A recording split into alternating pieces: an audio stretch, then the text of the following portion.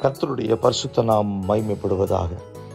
இன்றைய தினதீபம் தியானத்தில் யோவான் 14:27 சமாதானத்தை உங்களுக்கு வைத்து போகிறேன், என்னுடைய சமாதானத்தையே உங்களுக்கு கொடுக்கிறேன். இயேசு சொன்ன வார்த்தை, என்னுடைய சமாதானத்தையே உங்களுக்கு தருகிறேன்.